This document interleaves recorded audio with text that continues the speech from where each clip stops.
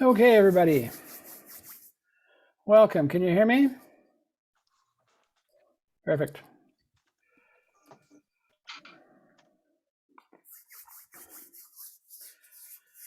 Okay, I'm just going to check, make sure I'm recording, because that's important. I am. So welcome, everybody. We've got a great turnout tonight. Last time I checked, there was 30 plus of us. So that's fantastic. Thank you all for coming. By my count, this is ReZoomion Season 2, Episode number 7. I don't know what the cumulative total is, but it's probably in the teens that we've done this. And I'm glad you're still aboard. This will be the second last one of this season. April, the last one will be next month, May. We have fallen into not doing these in June, July, and August for the summer. And we'll reconvene again in September. So there will be one more next month, whatever the last day or the last Thursday in May is. Watch for the announcement, and that will be it before we break for summer. As I'm sure all of you know who are joining us tonight, tonight's ReZoomion is going to be in the form of a virtual wake for Bob Novitsky. I'm going to leave it to others who know better, who knew Bob better, who were involved with Bob more than I was to speak to that, specifically Russ Crum, who I'll call on first. I mentioned Russell because it was Russell who first got in touch with me a couple of weeks ago when Bob had made his decision to go into hospice. In fact, on two occasions this spring, one going and one coming back, I had the opportunity to be with Russell, and on both of those occasions, we called Bob and spoke to him. So it was terrific. So I know that Russell had a lot to do with Bob over the last few years, and I'll let him speak to that.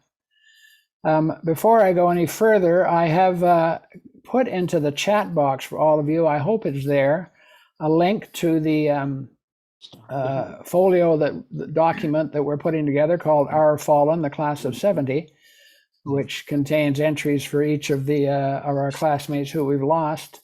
I mentioned that and put the link there because if you haven't already, or even if you haven't recently had a look at it, I would recommend that you do so. There are some lovely reflections that have been added in relation to Bob Novitsky, a couple of them quite lengthy, and as I say, recommend them to your reading. Our itinerary tonight is going to be unique in that it is a virtual wake for Bob, but it's going to be usual in the way we're going to do it. We're going to begin by remembering Bob, by celebrating him, telling stories about him.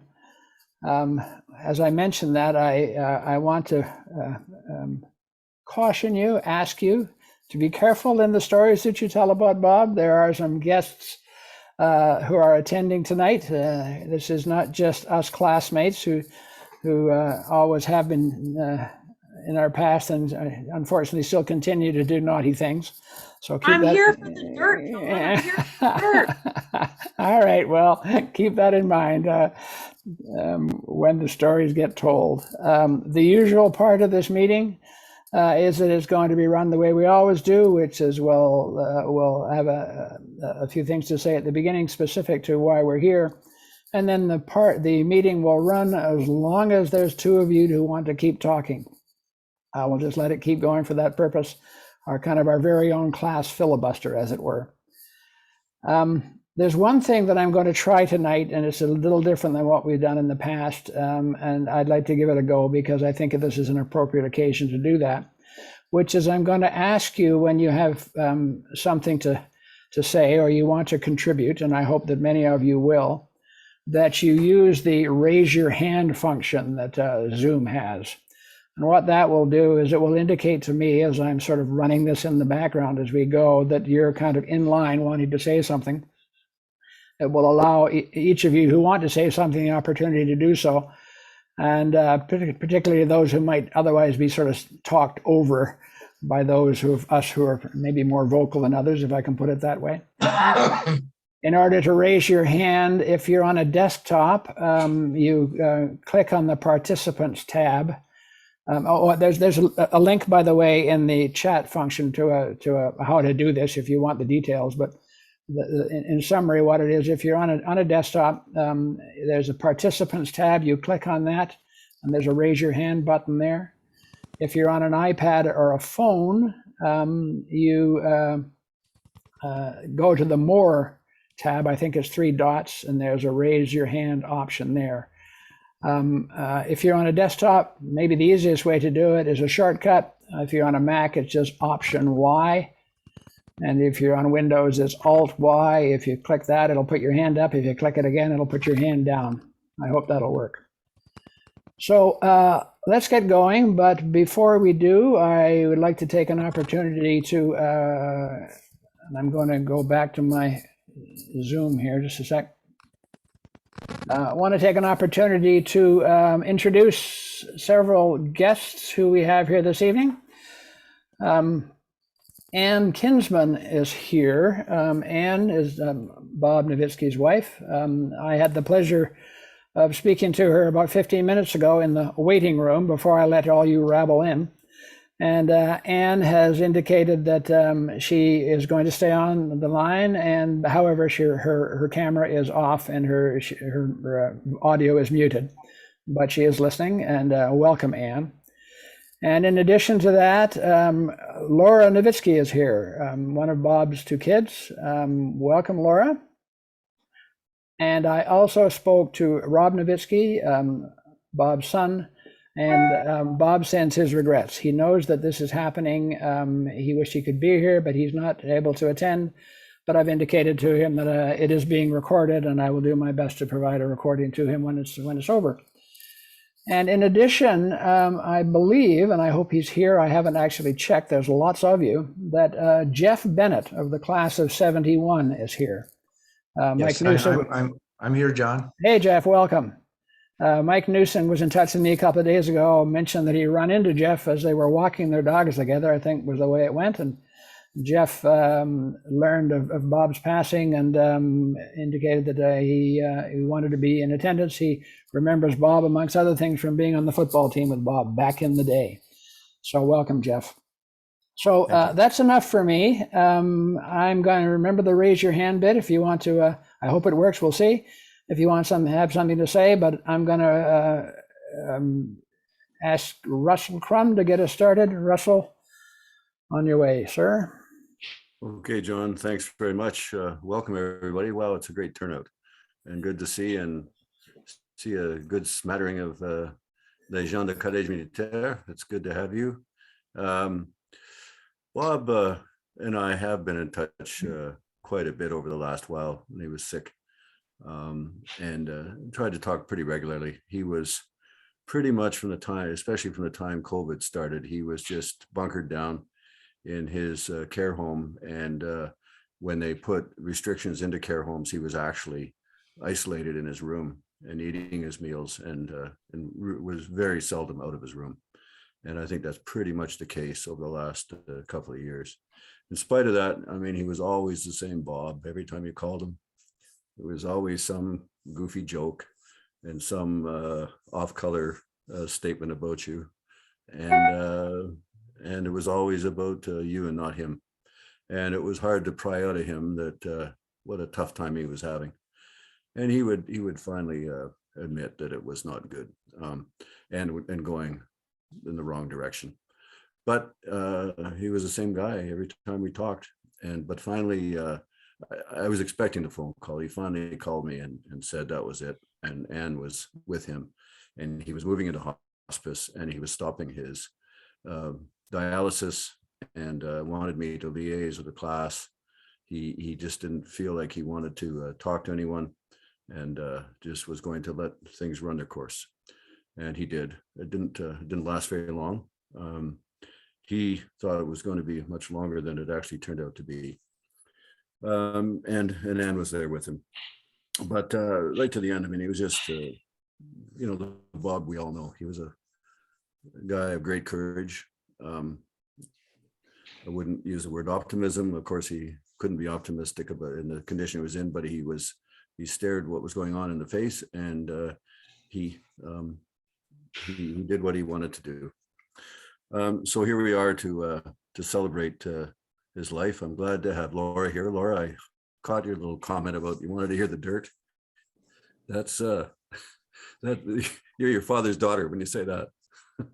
That's the only thing you would take away from this this Zoom reunion, was wanting to hear the dirt. So I, you know, oh, and one of the great things that happened about this is that Mark was able, or Bob was able to make contact with Mark Garneau, and had a great chat with Mark, and I had a nice one last week about it. And if you look on, John referred to the reflections page, the obit thing, Mark has written a wonderful reflections of his time with Bob, and refers to Bob as his best friend, which they certainly were in all those years gone by. And for me, from a cottage media tech point of view, Mark, I was astounded at his memory. The things that he's written in there has just reawakened a lot of things I'd forgotten. So I really encourage you to go and read that. So that's it for what I have to say, other than, you know, Bob and I were both BC boys. We both came in 1965 on a train to Montreal. We jumped off at Windsor Station being yelled at in a foreign language, and down to CMR, and then we had the time of our life. So over to others who would like to have something to say about Bob. Hey, it's Bill Brewer. You know, Hey, Bill. I joined late, but and you know, I don't have a lot to say tonight, but I have to chuckle, Russ, when you talked about the foreign language when you got off the train in Montreal before we went to CMR. Of course, I lived in Quebec all my life, so I didn't have to deal with the foreign language. It was part of my culture. But you know, I have to say that you know, when I think about Bob, first of all, the shock when I heard what had happened, although we know Bob's been having a tough time for a while. When I think of Bob, incredible sense of humor. He was always smiling. He was always calling me, "Hey, Billy, how are you doing?" I hate Billy, but he knew that too, and he was always making a joke of it. I will never forgive him for the blind date that he set me up with during grad week. Won't even talk about that. He thought it was pretty good after, of course. Never mentioned that to Barbara, of course, but anyway. But Bob was one of those guys who you talk to him and you just got this really, really always good feeling about, you know, here's a good friend. He almost gave you the impression all the time that he would give you he would just give you everything to try to be an assistance as a great friend if there was ever an issue. And I can always remember him as we went through that incredible course called chemical engineering, you know, the best chemical engineering course at RMC forever in 1970. And Bob used to come in usually, and I never had the answers. Bob was always way ahead of me. That's the problem. He used to come in my room at 1 o'clock in the morning and say, "Hey, Bill, have you figured this out?" And I said to him, "No, I've gone to bed, Bob." But anyway, Bob was just one of those guys that kept you chuckling, that was a great friend, great sense of humor. And yeah, just really sorry that he's left us. But I tell you, I've got great memories of this guy, Bob, being one of those individuals who would just about give you the shirt off his back at the end of the day. There you go. That's all I've got to say. Thanks, Bill.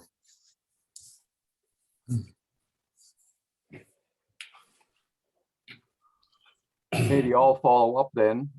Rick Bowers here, another chemical engineer. And Bob was actually my lab partner in third and fourth year. And he was a fantastic guy to have everywhere. And it's funny, Bill, that you mentioned blind date, because the one story, some people here have heard this already, but I'll tell it God, I shouldn't tell it with you there, Laura, but whatever. Bob convinced me the end of third year to go on a blind date. A friend of his girlfriend needed to go to their graduation. And I said, well, okay, I'll go, but only if I can take her out once before that. So I did that. Things were fine. The night came for the graduation, and nice girl. I had to go to the heads. For Laura, that's the washroom. And I was in there, and Bob came in. And he says to me, well, Rick, you think you're going to get it tonight? Unbeknownst to Bob, the guy standing between he and I was her father. It wasn't a great night after that. I had to come back and I said, well, Bob, she's a real nice girl. And she was. And I think after that, I think Mark Garneau might have been at that same thing. And I think we were traveling in the car that Mark mentioned that they had to crank, they had to push to get going. And I always think it's funny when I think on it now. Here's a guy that worked in engineering his entire life, along with an astronaut, and they had to get two of us to push the car while one of them steered it to try to get the damn thing to go. But that was always Bob, and he was a great, great guy, and we're going to miss him dearly.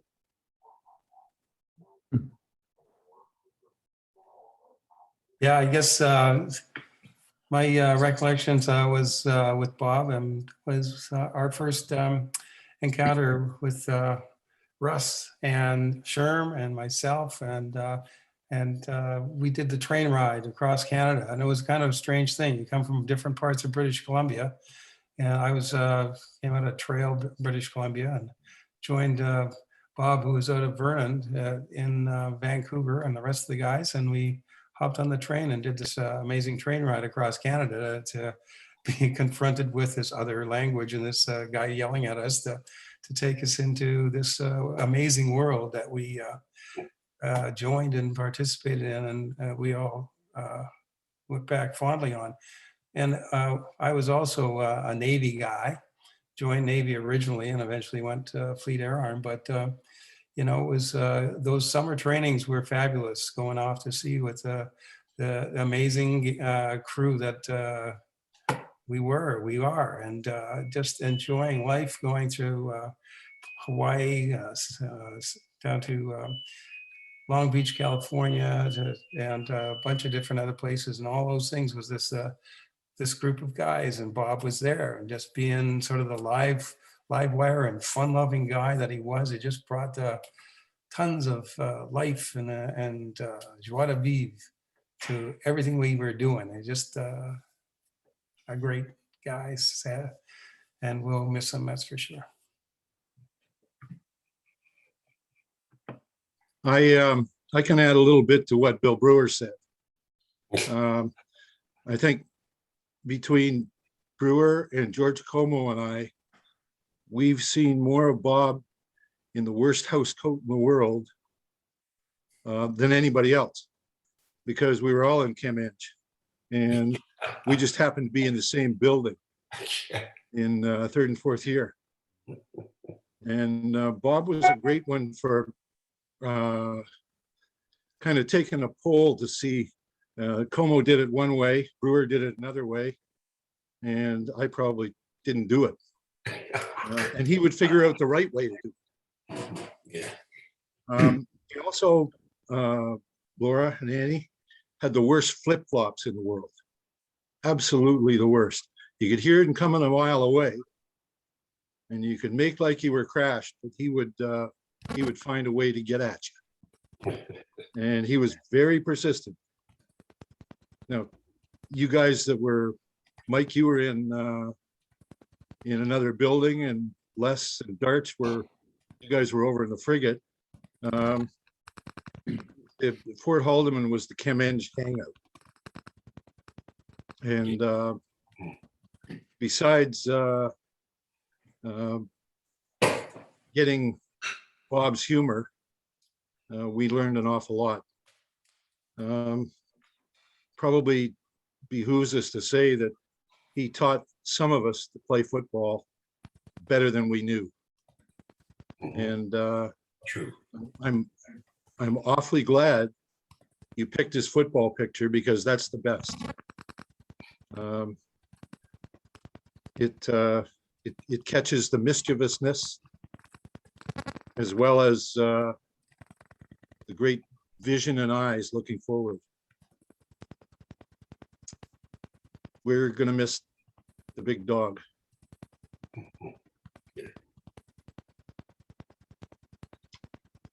That's it for me.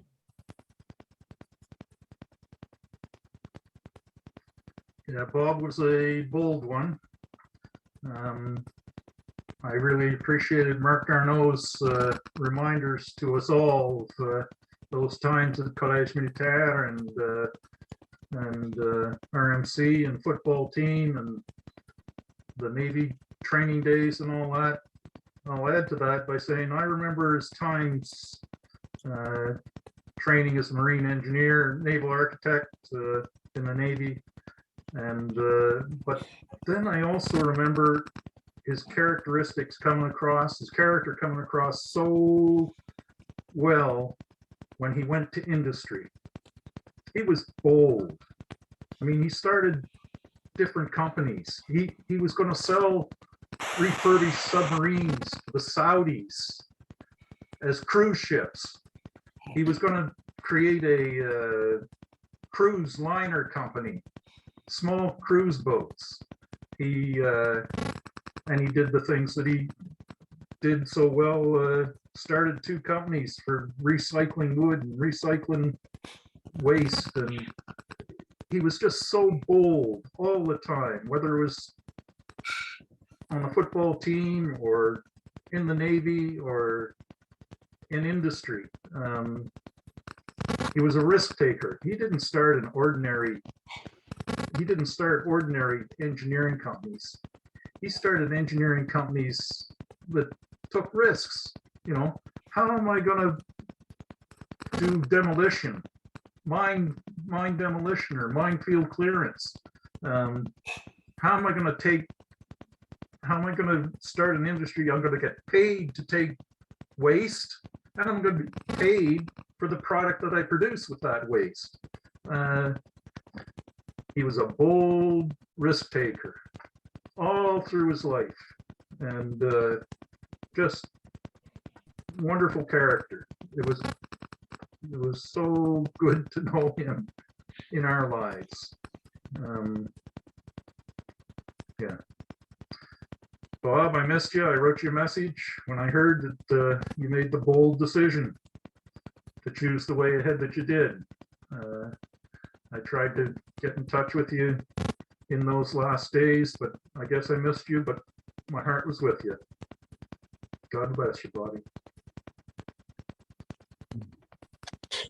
Hi, Cliff Squires here. I don't know if my system's, oh, there I am, fat little guy on the screen.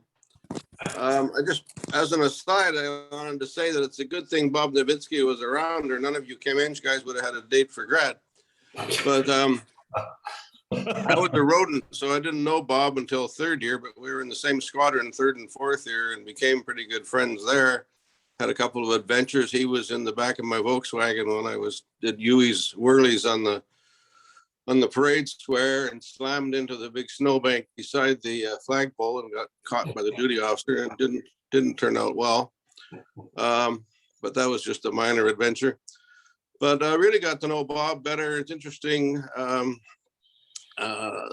In his businesses, as Sherm was just talking about, and how bold he was there, and some of the things, you know, I was in a business as well with Bruce Cosser, and we were on the same street, Ottawa, and I'd go down and talk with Bob, and he'd tell me how he was getting, you know, sort of like those 2 brothers, the Hunt brothers, that got a hold of all of the silver in North America. Well, he was trying to make a bid to get all of the chicken manure in North America.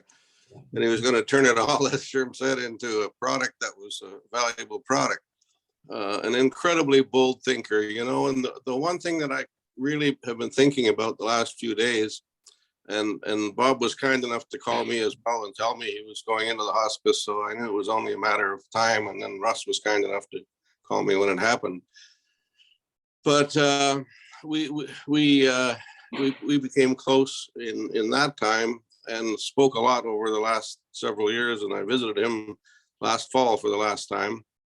But I kind of forget where I was going here for a minute because my emotions get the best of me. But oh, I know, yeah, it's one of the, it's hard to explain it, but I think some of you will identify with this, and some of you have kind of touched on it. It seems like every time I had a conversation with Bob, even when it was just a telephone call, I came away from it kind of feeling supercharged. You know, it was like he charged you up. He always was so positive, even all through these many years of being on dialysis. And I visited him, I think, at least 4 times, maybe 5 times in Vernon in the last few years, obviously not through COVID, but I always had just a wonderful day there. And when he called me the last time, he told me on pain of death or pain of haunting, coming back to haunt me, not to tell anybody, because he didn't want a bunch of phone calls and things at the end. And as he made clear to Russ Crum. So gonna miss Big Bob. He's, you know, as many of you, I got humorous. Usually, Laura, I could send you some of them if you want some of the dirt emails every day, and a phone call. We phoned every couple of weeks. Now, the person who, one of the things I wanted to mention is, and many of you know this as well, but in their 4th year, he and Mike Kreptik, another chemical engineer who I think is on here, and Mark Garneau were sort of the 3 musketeers. They were sort of best buddies, all on the football team, and 2 of them in Chem Eng. And I think that Mike might have actually called Mark and asked him to get a hold of Bob because things were not going very well. But I think if there's anybody that Bob might have called his closest friend, with no offense to anybody from CMR, I know he's very close with many of you, but I think him and Mike Kreptik were as close as any pair. And Mike, if you're on, I hope you know you're a real quiet guy, but I hope you have a few words to say. And I'm done. Good point, Cliff. Yeah, I'm on. If everybody's clear, I'll say a few words, but anybody else can start doing whenever they want.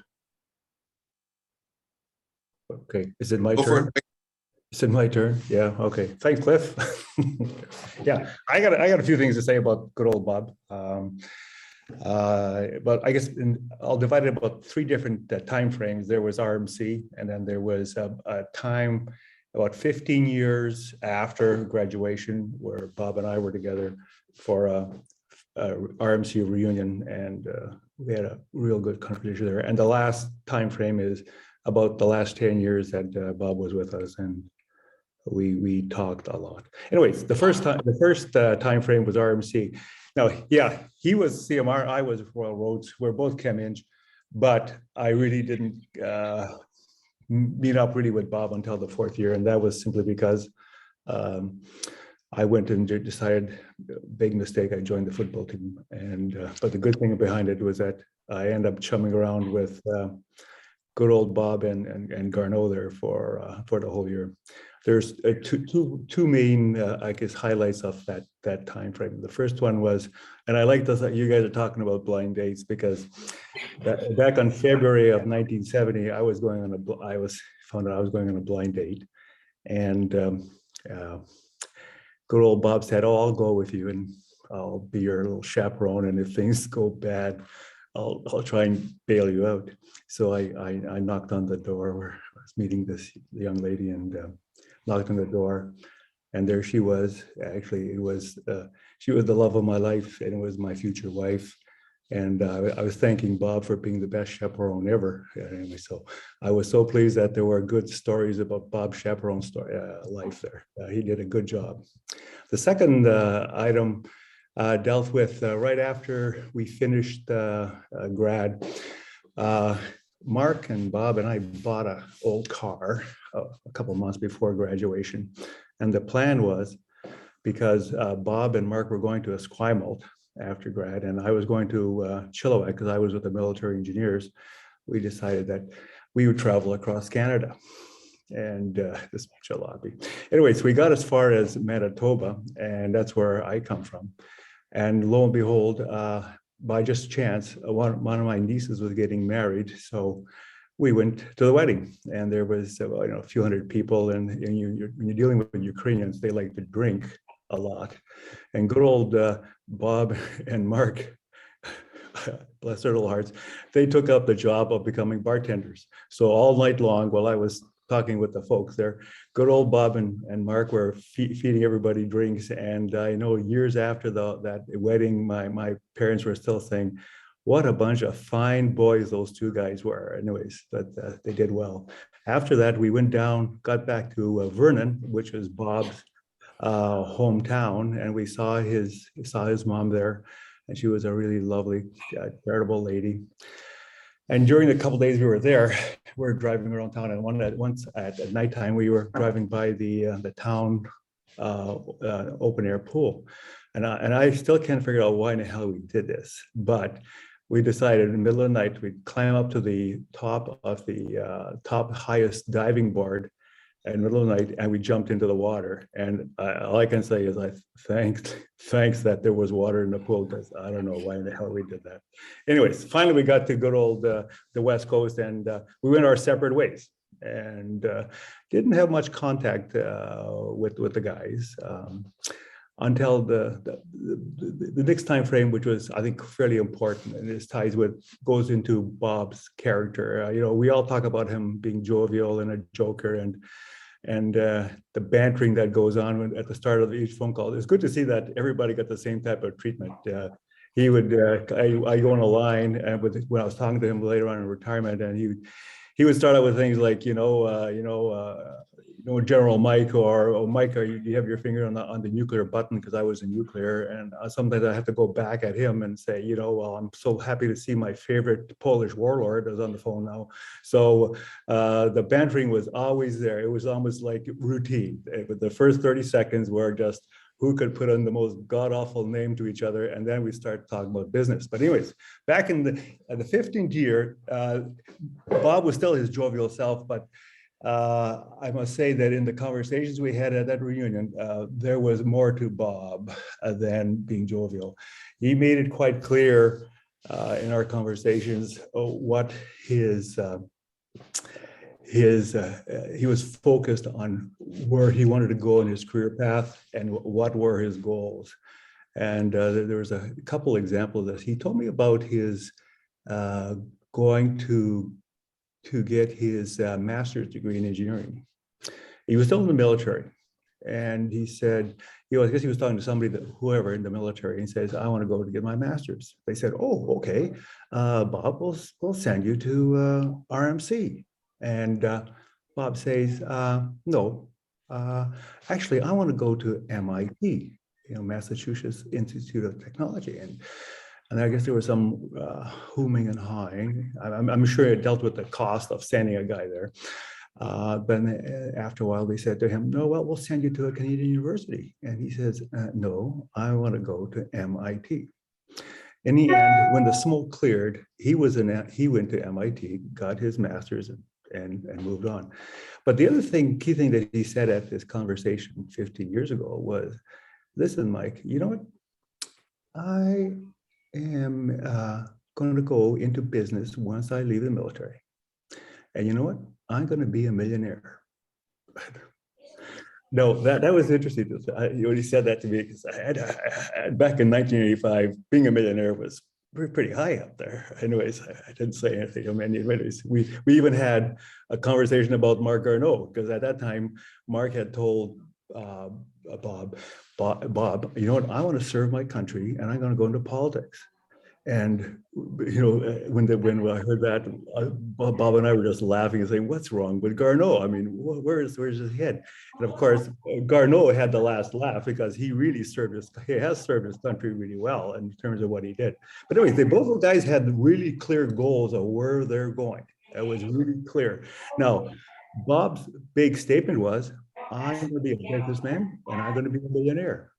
And when you think back at what he did and what you guys just said about his life, he exactly did that. He really was focused, and he was a great entrepreneur. And the key thing about him was that he said to me, once he retired and past 60, he said, you know, I had my challenges in the various business initiatives I did.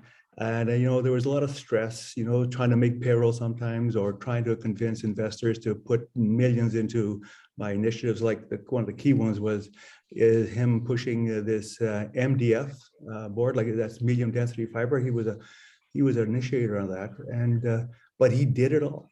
And when we were talking about it a couple of years ago, he said, you know, it was challenging, it was tough, but I have no regrets.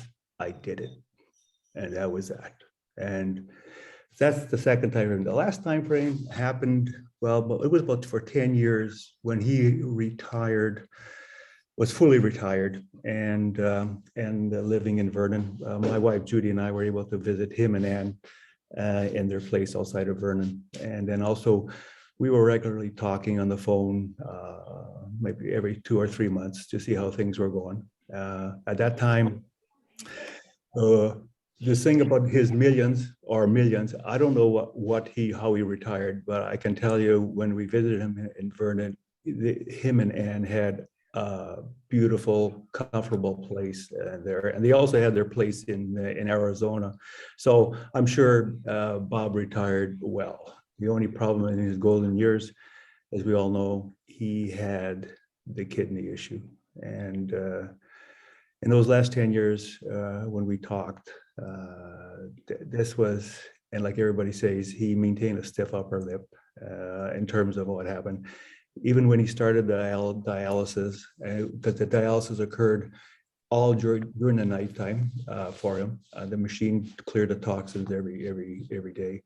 He said the issue was you don't get a good sleep when you have that machine running, but he persevered through all those years on that machine. But he always repeated during our discussions we had over the years, there's some key themes that he said. First of all, he was well pleased with his son and daughter. He was pleased with their life, and he was pleased with the careers that they had taken on. And that was always good to hear from him. The second thing is he absolutely loved and respected his wife, Ann. She really was his true love. And it was very comforting for him that she was with him all the time. And the third thing that he always repeated was his how much he enjoyed the friendships that he had developed with the CMR guys. Like he talked fondly about Dave Cogden, Greg McDonald, Sherm, Russ Crum. And believe it or not, even though he was a CMR zealot, he really enjoyed Cliff Squires. I don't know why, maybe Cliff can answer it, but I couldn't figure it out myself, but I must say he enjoyed, I guess, the character or I guess, Cliff, you were able to throw back a jab as quickly as he threw one back at you, but he really enjoyed your company and the conversations. The other thing he did, he really respected Doug Foreman. I think it's because Dougie was a real strong leader and a warrior. Now, I'm not going to disrespect the Navy guys or the Air Force guys here, but maybe it was because of the Afghan war, but he always would talk to me about the Army guys and saying, you guys, you know how to handle the crap that would happen in a war. Anyways, that's beside the point. I think it's because Bobby was also a very strong leader. He was a real strong alpha male guy. So those were the key points that I could reflect on. The final thing I want to point out is that about 7 days before Bob left us, I called just to see how he was doing. And his voice was not that strong. And we were talking a bit after a bit of the bravado crap and all that stuff. He says, Mike, don't tell anybody, but I'm going to go to hospice. I am going to come off dialysis, and I might have 2 weeks left, or maybe more after that. And When that happened, we had a little more chat, but my wife Jody was listening in, and she said, you better get off the line because I think Bob is pretty weak. So it was a sad moment because I finally realized this is the last time I'm going to be talking to Bob, and I just able to say, I'm sorry, Bob. It's you're a real good man. You're a dear friend, and goodbye. And that was that. I was able to a few days later send an email to Anne and to find out how he's doing. And he was in comfort, slowly fading away. But she said that Mark was able to got hold of him, and they had finally had a good chat, short chat. But him and Mark had not had a chance to talk to each other much over the last few years. So I think that was like a nice little send off that he could talk to his old buddy, and that was it. So goodbye, Bob. Thanks very much, Mike. That's, Okay, well, it appears that at least some of. I don't know how to raise my hand. Okay, well, all right, go ahead, Mike Mike Darch. Darch, can I talk? Yeah, go ahead. And there are actually 3 guys that have their hands up. So lo and behold, but Mike Darch, you just trumped them all. So go for it. Okay. Like a lot of people who've talked, I was in Chem Eng, and certainly, Chem Eng was a difficult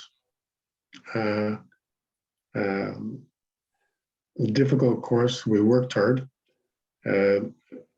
What always amazed me about Bob was just his ability to work. I mean, to get in there and get the job done, et cetera, et cetera. And he always wanted to make sure he had the answers right. And we talked at length about how do you get to the answer, et cetera. But as a number of people have said, we also had fun. And one of the things that happened was that we did a distillation experiment that involved purifying alcohol. And we were told that the distillation column, et cetera, was contaminated. Whatever you do, don't drink the alcohol. So Bob came to me and said, Mike, we're chemical engineers. Let's sit down and figure this out. And we did. And we found out there were no contaminants in the alcohol. So we each took an eye bottle, and as I recall, eye wash bottle, about 500 milliliters, something like that. And as I recall, the one Bob had, he went with the football team on a trip to Montreal, and they enjoyed some orange juice and alcohol. And later we had a party in town, and we had a punch with it. And so, Bob worked hard, but he also knew how to let's have fun and let's find out what's really happening here. I then, as a number of us all went our different ways, I was in the Air Force. So I went to grad school right out of RMC, and I didn't see Bob for years and years. But business took us back together. And, we were both business people here in Ottawa. We happened to work on a Navy project together, and Bob was doing a number of different things.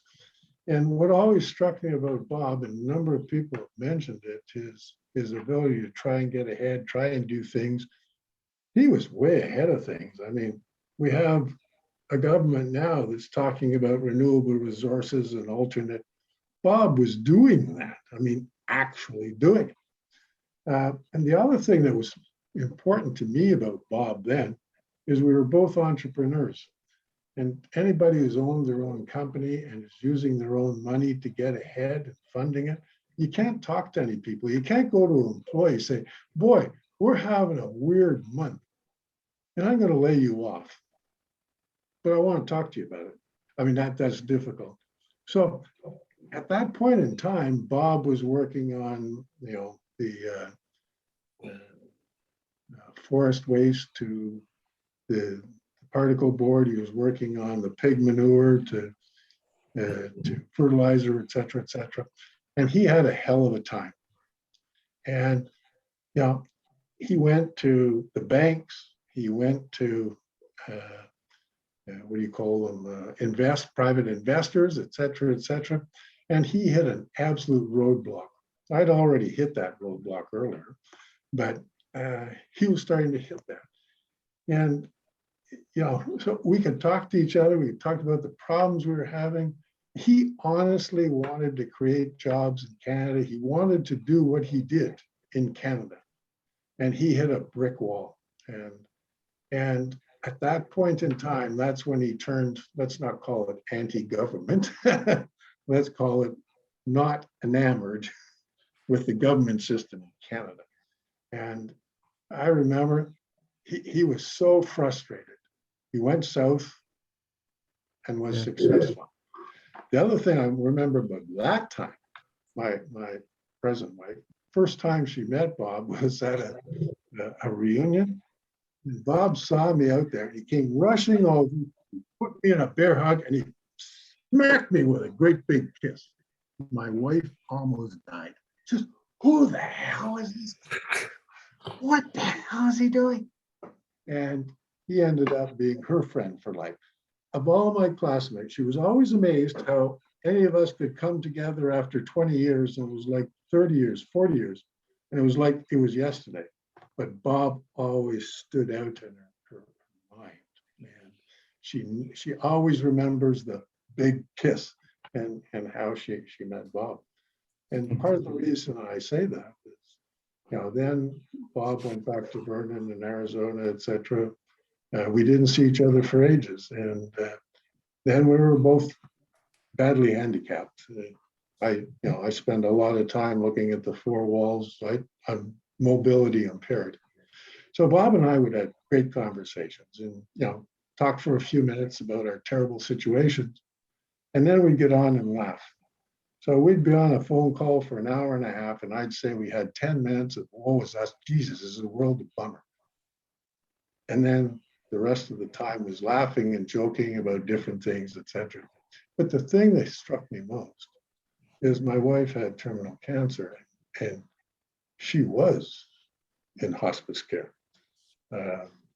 Fortunately, they came up with an operation and things got better. But the thing that always amazed me is whenever she was feeling bad and I was talking to Bob, she'd get on the phone and Bob would have her laughing. I mean, he'd have her laughing and, and this was a time when Bob was in difficult times. So I think what I remember, if I look over, our Chemenge days, et cetera, together, was Bob's absolute desire to get ahead, to solve the problem, and his ability to find the solution.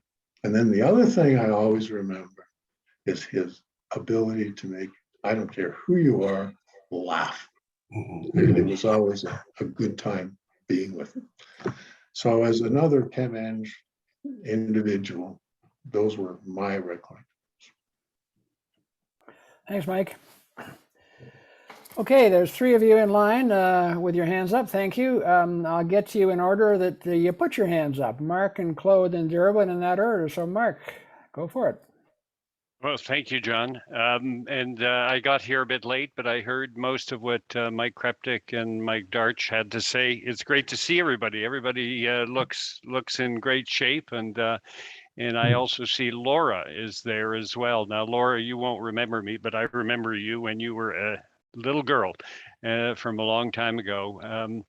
I kind of put my recollections about Bob in the Fallen class website, so I don't want to repeat myself, but Bob and I were very, very close because of course, we all arrived at CMR at the same time, but he was on the football team and as I was, and and he was in the Navy. So we did our summer trainings together as well. And then we kept in touch later on when we were in Halifax together or in Ottawa. So he really was a lifelong friend. And I felt very, very badly that when Mike called me up about a month ago to tell me that Bob was in a bad way, that I'd slipped in keeping contact with him. And I am so glad, Mike, that you called me to tell me, and I phoned Bob and we had a nice chat. Typical Bob, he wanted to ask me questions about me instead of allowing me to ask him questions about him. He was like that all the time. He was more interested in hearing about how you were instead of talking about himself. And I am so glad that I had that conversation with Bob at that time.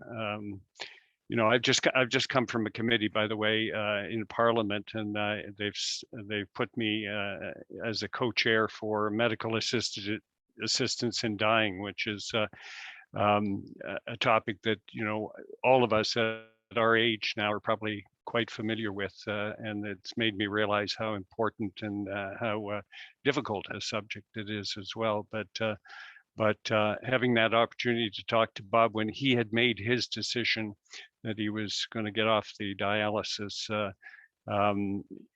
again, typical Bob. You know, he had given it his best effort for so long, and then he made that very difficult decision. And I'm just so glad that I had a chance to talk to him before he departed. I think that, like Mike Darch said it, Bob was somebody who was just so much fun to be with. He always wanted to really enjoy.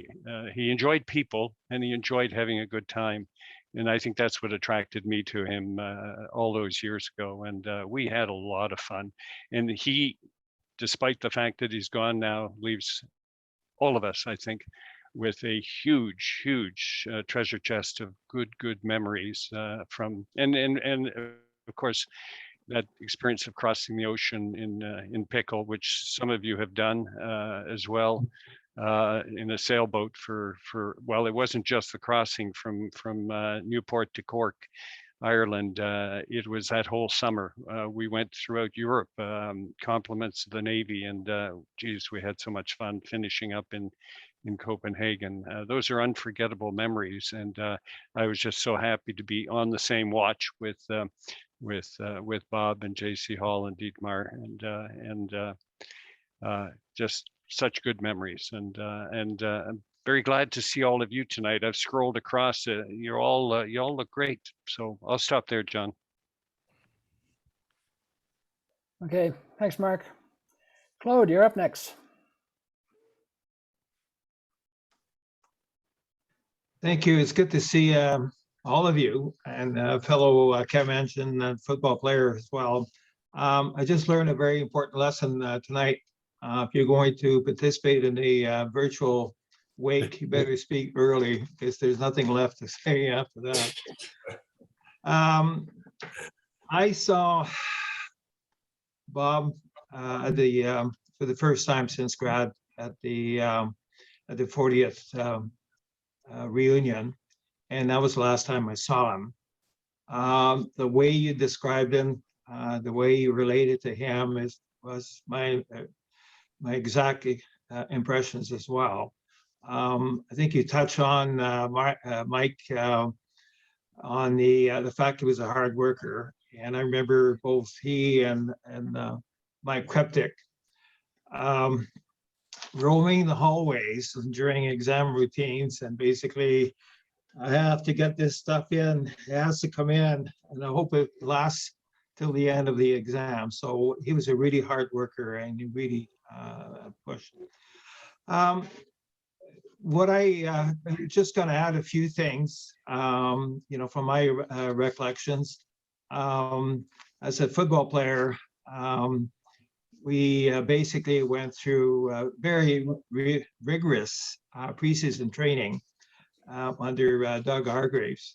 And what I remember is that all of us felt like going to bed after a full day of practice. but the Three Musketeers, you, Mark, Mike, and Bob would get together, jump in their car and go to a drive-in. And we didn't know how you could, be able to last that long, but you did it. The other thing that I remember, and I'm going to go back to one of the stories you covered, Mike, about the alcohol, and I certainly remember that trip. And my version is a little slightly different than yours, but we had to mix, and we had those days we had the short Coke bottles, so we had to figure out how many spurts that we could put in the Coke bottle without poisoning yourself, because we were talking about very high percentage of alcohol in these bottles. So I think it was about 1.5 squirt per those small bottles. I don't know if they were about six ounces or so, and so you'll be able to stomach that.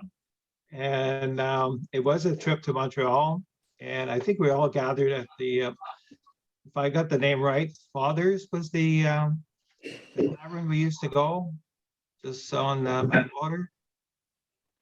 Makes sense, perhaps. Your father's mustache. Father's mustache. Thank you. We used to steal the hats from there and bring them back to the college. I guess I'm just going to leave on this saying what really struck me when I read all your comments was how impressive the accomplishments that he made during his life. It's just truly impressive. I'm sorry I never was part of that or aware of that, because we didn't kept really close contacts, but it really was very, very impressive. So Bob, rest in peace.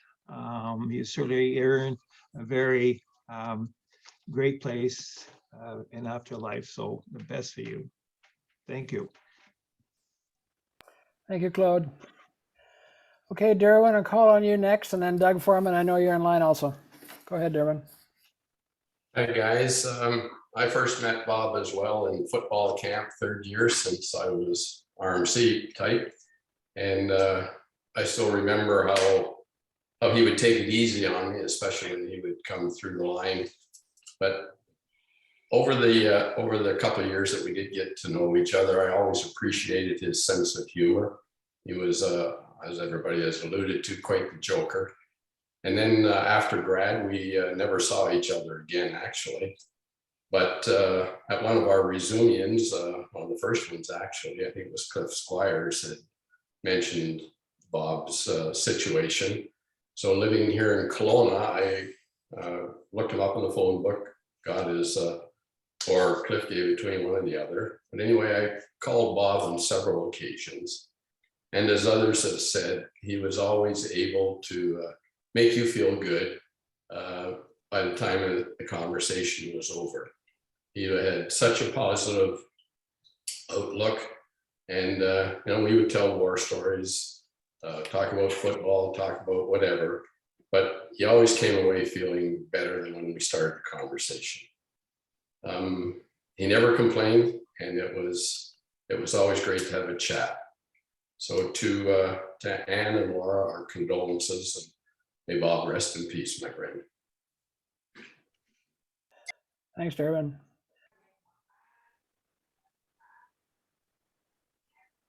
Yeah, thanks, Sean. Hi, everybody. First, let me say how much I admire Anne. She is truth, duty, valor to me. And I hope, Anne, that you can be comforted that Bob's in a better place. He was a guy. In fact, we were kind of kindred spirits of sort. And I'm probably elevating myself too high. But we had a relationship since third year, through life, continuous. I got him to take the parachute course with that we ran at RMC, along with the astronaut guy. They made a couple of jumps. They ended up in the mud, being dragged through the mud with dirt all over their faces. And Bob said, "This is not for a Navy guy."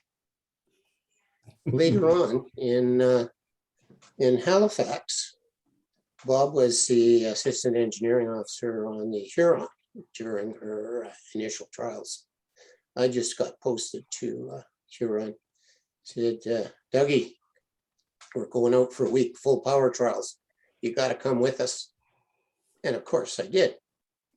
The highlight was when they went from full speed ahead to full speed reverse.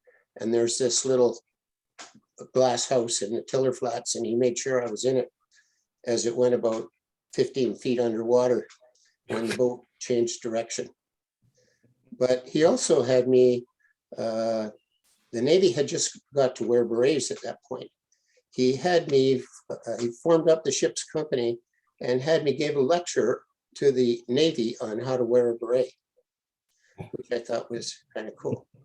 But those times were special because we all started our families in Halifax. Larry Cade, Mark Arnault, Rick Bowers, Bob Novitsky, and we all had our first babies together, and that was quite touching. So we knew Robbie from the day he was born, and life continued. Bobby came to visit whenever he could. I visited him whenever we could, and we still challenged each other. He came to Petawawa, put him through the mock tower, the cross-country course. And he always complained, told me I overreacted, didn't look after him, all in fun, of course, and I just made fun of his comb over. But it was a great guy for that kind of stuff. And actually, his entrepreneurial side, I touched base with him too. I was in senior Canadian in Kosovo. I was supervising a mine clearance contract on the Kosovo-Albanian border. And the Canadian company had the contract, and they were running into trouble. So obviously, I got involved because I knew some of the players. And I find out as soon as I get involved that Bob is a silent partner in the company. So we were able to help him out at that point as well. When he went to Vernon, I tried to get through, because when you head east, you have to go through Vernon. So I'd stop in, take him a load of seafood up on Predator Ridge, and as his health degraded. And Dear Ann would eventually drop Bob off, and we'd have a beer-infused lunch. And then the last time, of course, Bob wasn't allowed out. Last summer, I was scheduled to see him on a Sunday morning, and I'm getting in the car to go see Bob, and Vernon was put under an evacuation order for the forest fire, so it was not to be. But Bob and I enjoyed each other's company throughout our lives, and he is a hell of a guy, and I'm going to miss him, just knowing he's not there. And Ann, I admire you. That's all.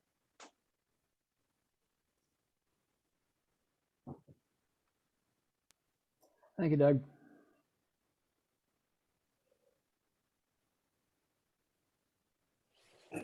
And I hope you won't mind me sharing this with the gathered here. Anne has put something into the chat that I want to read to you all. She says, "Oh my goodness, thank you, Doug. I'm hiding because of my broken heart. But all of your joyous memories and praise of my very special husband have helped soothe the pain in the last few weeks. He is my heart." Thanks, everybody. I don't have anybody with their hand up. That doesn't matter. Anybody want to say anything? Oh, Ray, go for it.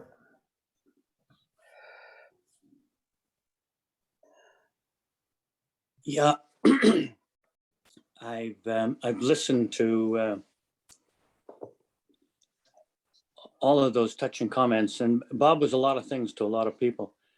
And everybody has mentioned all of his entrepreneurial skills, his hardworking, et cetera. But one of the things that impressed me about him, really impressed me about him, was his loyalty and his consideration for his friends. And I did work for Bob when Bob came to Halifax. In fact, I think I incorporated one of his companies. But he bent over backwards to look after his friends and employed a lot of them. And I always thought, that was one of his great qualities, that he was concerned about others. And yeah, he wanted to get ahead, and yeah, he had, to be a millionaire, but his real concern was take care of his friends. And when he was making money, he wanted them, his friends, to share in that and buy shares in the company and profit like he was. And when people were looking for jobs, he employed them, and he had contracts. And I remember once that he also made his condo available to one of the wives of one of our classmates who was sick and hospitalized. And yeah, he was a lot of things. He was bigger than life, but he was a wonderful man. And Mike Darch reminded me that every time he came to see me in my office, he picked me up and kissed me on the forehead. And my staff their jaws would drop. And then after the second, third, fourth, fifth time, they got used to that. And they'd look at him, and their eyes would come wide open as he picked me up and give me a big kiss. And then we'd go into the boardroom. But he was a wonderful guy. He was considerate. He was generous to a fault, generous with his money, generous with his time.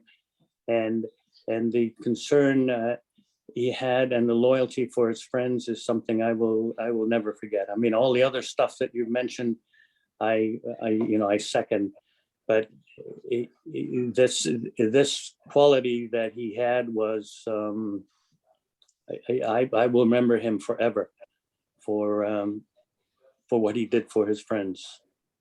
Thank you.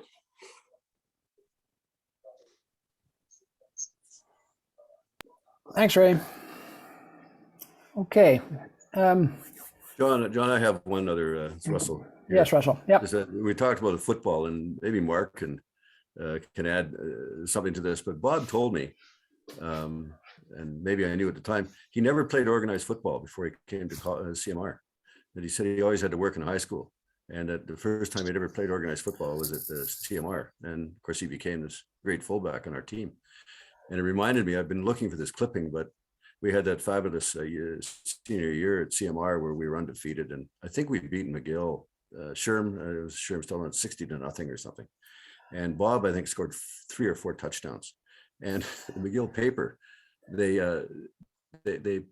wrote an article on the game, and they said they were filing a protest with the CIAU because CMR had brought in this Russian import named Novitsky, who had run roughshod over the McGill team. Oh, that's funny.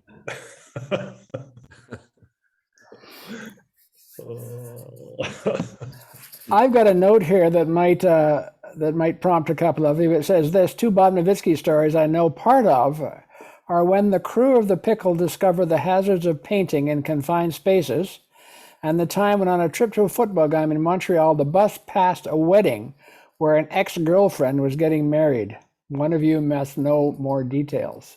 Anybody want to jump at that? Go for it, Mark. I don't remember the girlfriend that just was getting married, but I think the story with respect to the paint fumes was in the YFP. I don't think it was in Pickle, but I do remember the hazards of us doing being in the paint locker on one of our summer trainings for sure. And yeah, that's a true story, Dave. I remember the YFP paint locker story. Yeah, a couple of us were being disciplined in Pender Harbor. We were bouncing around the Gulf Islands, and one of our stops was Pender Harbor. We were practicing anchorages and coming along sides and all that sort of thing. I don't know, a couple of us got punished, and we were sent to the Tiller Flats, small compartment below decks in the after end of the vessel. YFPs are small vessels any case. And I don't remember particularly Bob's involvement, but I remember Rob Murphy having been down in the Tiller Flats, painting red lead paint. And oh my God, the drunkenness and the headache just from the paint fumes was unbelievable. And then the other part of it was, well, I don't know whether we finished the job or not, but we came up out of the Tiller Flats, and you have to clean your brushes and your paint cans and all that sort of thing. And so the most dramatic part of the story was we chucked the paint overboard. You guys were and all the sailboats in Pender Harbor had a water line painted for them. You guys were so stoned, I couldn't believe it. You painted the light bulbs down in the Tiller Flats. It was, yeah, it was quite the time.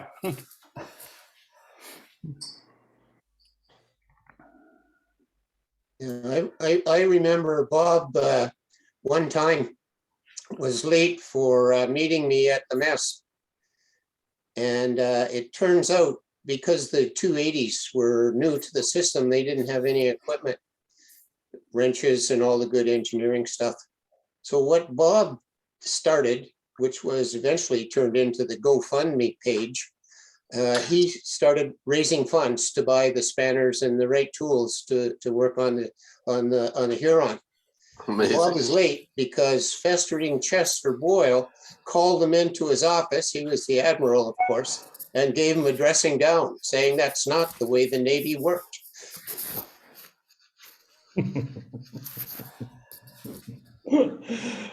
Oh, Jesus.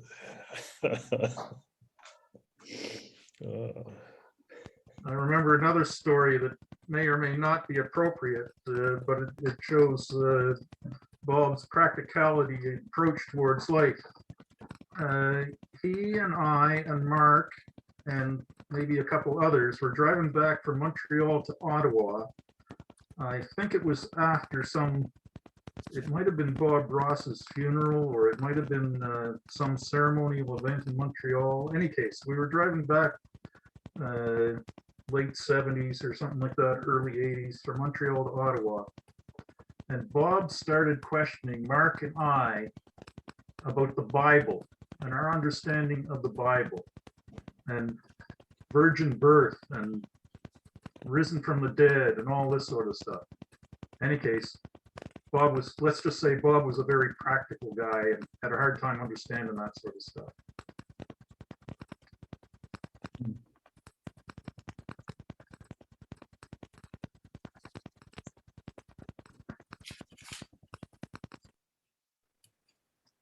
It's Les. I remember a story about a car stalling on Princess Street up at Division called the Hub.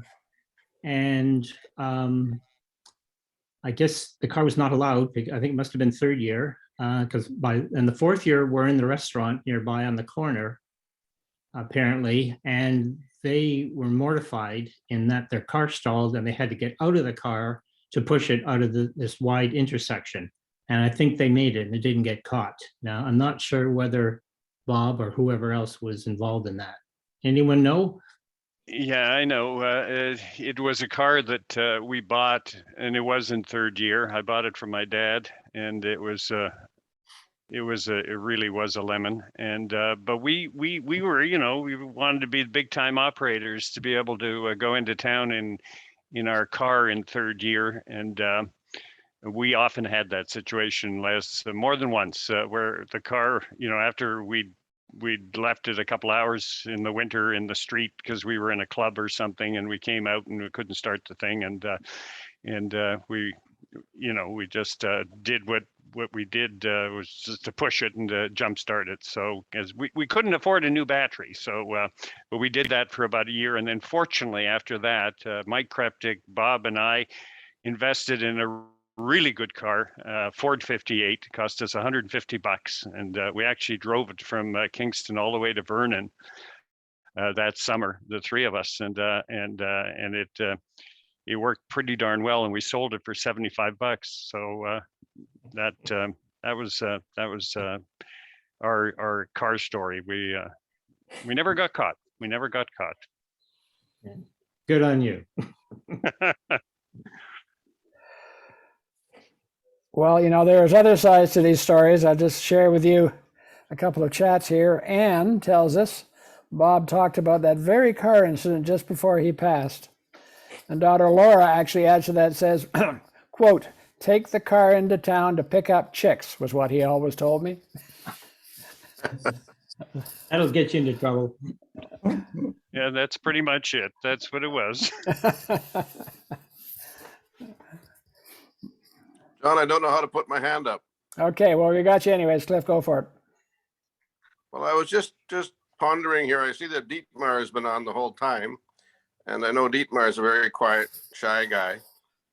But Dietmar and Bob were pretty close, at least in the early years. And I do happen to know that Dietmar was best man at Bob's first wedding. So, Dietmar, you must have something to tell us.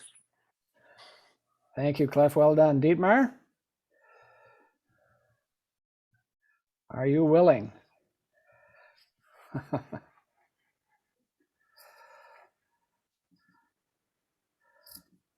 I'm just looking for him. Oh, there you are.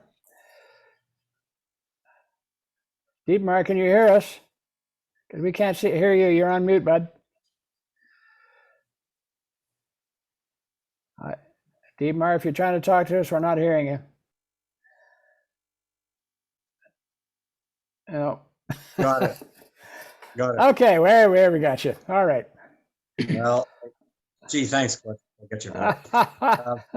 No, actually, man, I've been listening to what everybody's been saying, and pretty emotional stuff. But so I have. All right, we're actually Janet and I are.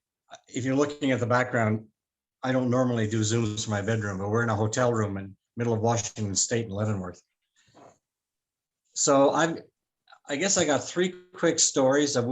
I can tell two of them. And the third one I'll allude to for the benefit of Mark and anybody else who may have been on the pickle.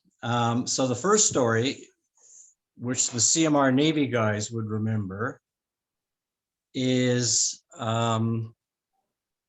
has to do. We were at Anchor. We were in the okay. It was first summer training, 1966. We were in the little YFPs, which were mentioned before. We were at Anchor someplace.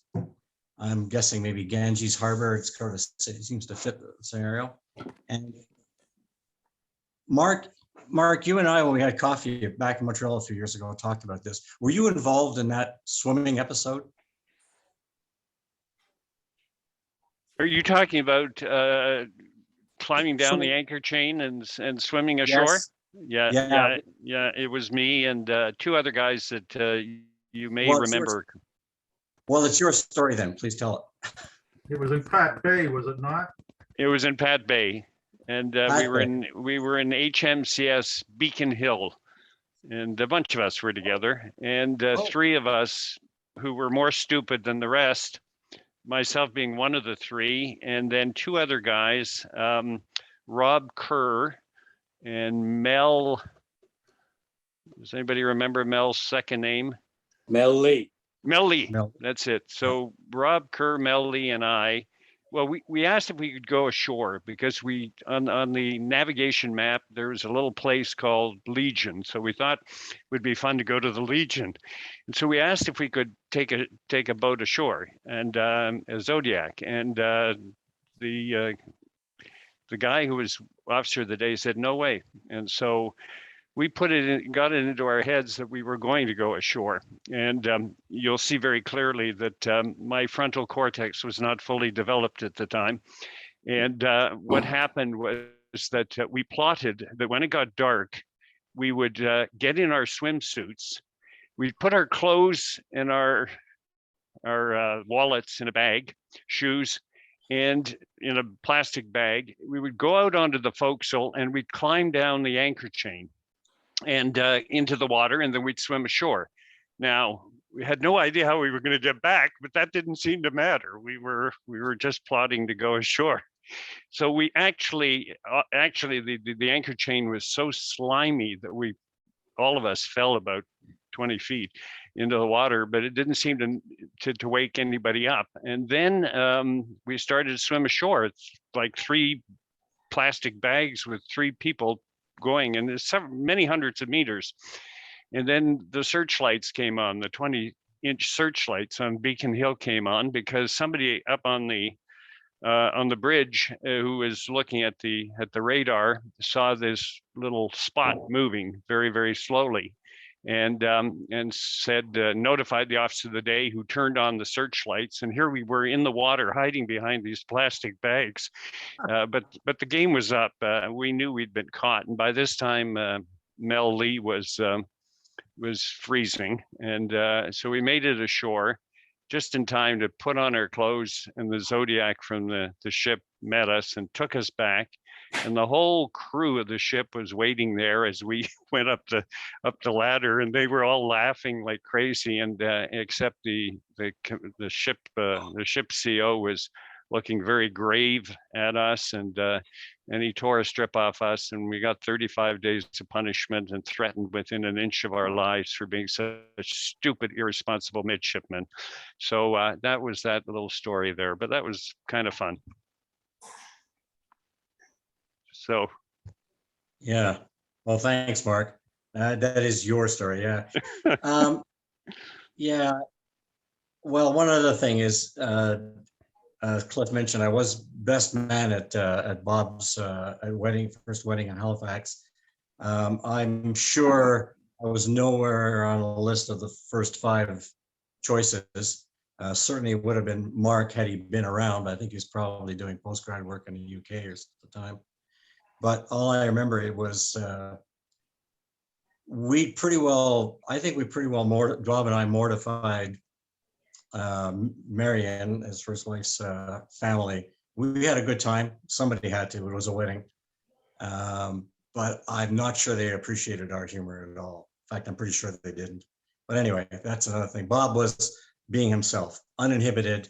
He was going to have a good time, and that was it. So the ball and chain one. Oh yeah, Janet's reminding me about that. But anyway, so another story has to do, it was Bob and JC Hall, who's now gone, and myself, and it was in the pickle. So we done the transatlantic yacht race in '69, and we had just come across from London into the Seine and up to Le Havre, and we were stopped by the William the Conqueror Bridge because our mast was way too tall. And we had a number of days there, and the other watch, the other 4 RMC cadets had the first crack at going into Paris for a couple of days. They came back, and then the 4 of us, Mark and Bob and JC Hall and myself, had our turn at Paris. So then it was, we had to get back. Now, by this time, Mark had gone off on his own. So it was Bob and JC and myself, and we had to plan our return trip. Well, in truth, there was no planning. We somehow, I don't even know at what time we decided to look at trains back. By the way, the pickle was sailing the next morning around 9 o'clock. Well, we couldn't get back for 9 o'clock. The trains just weren't going to cooperate. So we were way late, at least an hour, maybe more. And I know there was a lot of consternation about what's going to happen. Is the ship going to still be there? We had no money at all, dirt poor.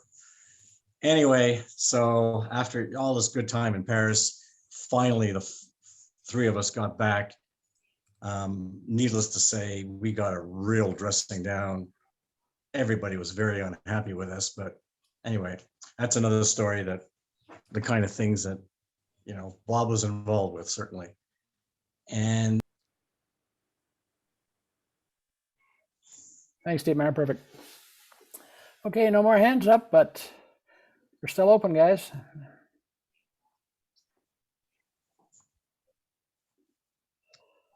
Anybody?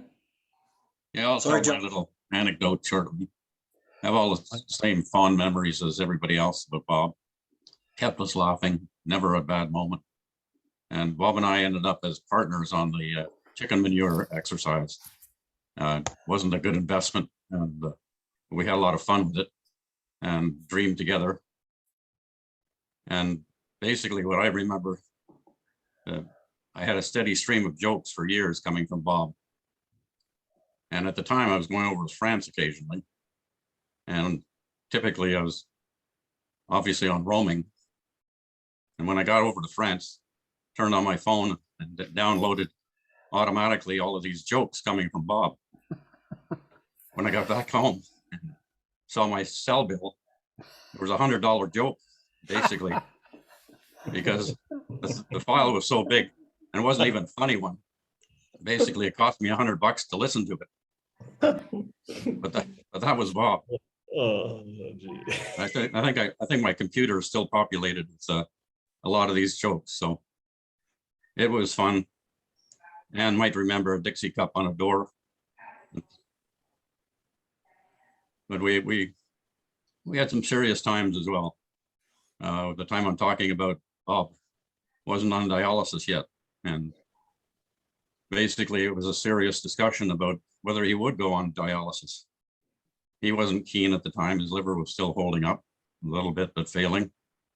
And Zan and Lily and myself just talking to him and saying, you got to do it, Bob. You got to go on dialysis. I mean, you owe it to Ann and owe it to yourself.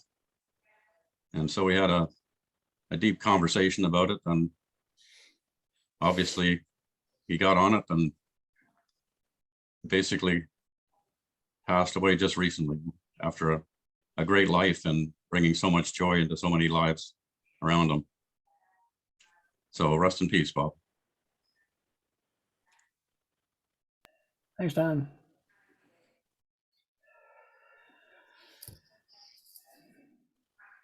Well, I still don't know how to put my hand up.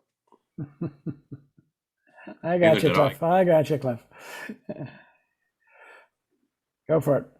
I can see you, but I can't see me. There you go. Oh, there I am. God, I hate seeing myself. Actually, I'm so horrible looking. Who was it? Mark said we were all looking good. He obviously missed looking at me. Anyway, it's just wonderful. These stories are making me cry. And I just wanted to say to Ann, I've met you a couple of times, and I echo Doug Foreman's sentiments. And Bob was just so happy with you. I don't know what more to say. And I've never met your children, never met Laura, but I've done some toing and froing on emails. And he was one of the things that I think, I was never fortunate enough to have children, but most of you do. And obviously what happens with your children is a big issue to you. And Bob was immensely proud of both of his children. And I know they know that, but I think it bears saying one more time. And I just want to say goodbye, Bobby. And thanks for all the laughs. You're a great man. Goodbye.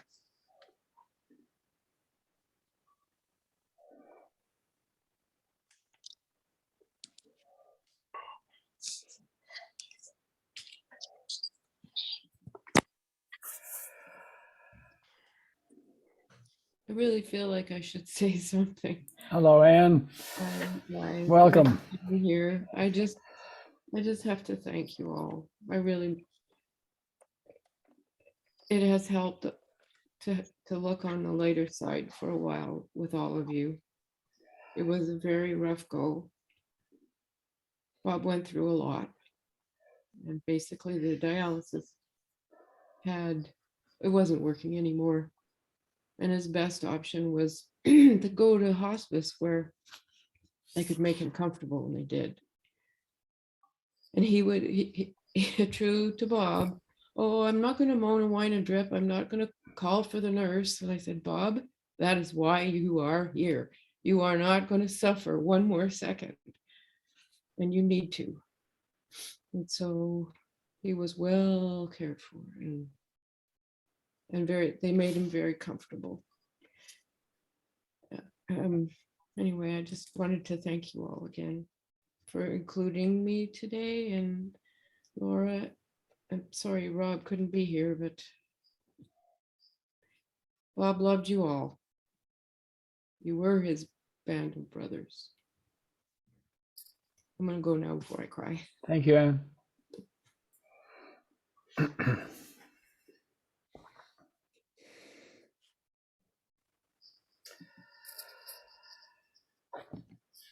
Okay, that might be a good time to sort of not put an end to it, but maybe an end of a chapter.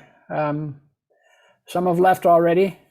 Thank you all for coming. That was absolutely wonderful. I'm going to reflect on this a while and take some more of it in my memory.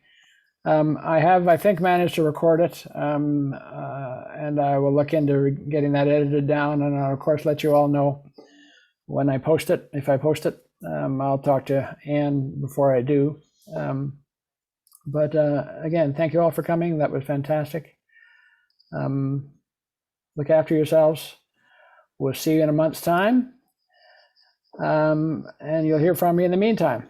In the meantime, don't run away. If you want to keep chatting with each other, please feel free to do so. I'll leave it open as long as you want. Thanks, guys. Thank you, John, for including me in this and being so quick with all of the information and the links. And I recognize every single one of these names. Every single person. I've not maybe, met many of you in person, but I certainly know all of the names, and it's just it's nice to hear these stories, because again, they're stories that I've heard time and time again in passing little bits here and there. And it's so lovely to hear people who aren't your blood. I always have this joke where your mom has to love you, or your dad has to love you. You're their kid, or they're your dad or your parent. But to hear it come from friends and colleagues, and to have that resonate with the vision and idea that I have of my own dad, and to see that mesh and that consistency there is so lovely, that others also appreciated in him the things that I saw and acknowledged and appreciated in him. His drive. We always used to joke that neither of us were particularly naturally bright per se, but that we just you run head first into that brick wall until you break through, and you solve it, or you tackle the problem. And I really feel like I got that from him, and I hope to carry that forward. But that was something that his tenacity and his drive and his work ethic were always very special aspects. His dedication, and that trickled out into almost every facet of his life, and how he dealt with his family and his friends and his work. And so it's just nice to hear that echoed from all of you. So thank you. I thoroughly enjoyed this tonight, as hard as it is. I'll just also feel the same way as Anne does, that it's brought a lot of joy into a rather sad time. So thank you for that. Thank you for sharing all that and for including me in this.